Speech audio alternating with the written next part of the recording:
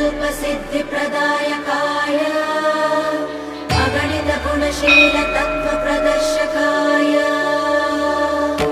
मध्वमता सिद्धान्त प्रवर्धनाय परमगुरु श्री गुरु राघवेन्द्राय नमः।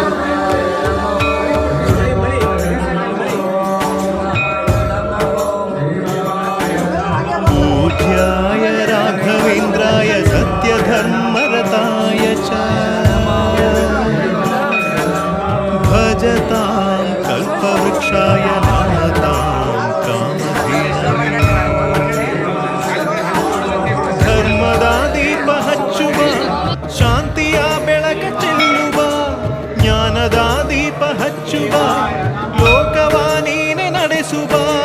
ತುಂಗೆಯ ತೀರದ ಯತಿವರ ನಿನ್ನದೆ ಸ್ಮರ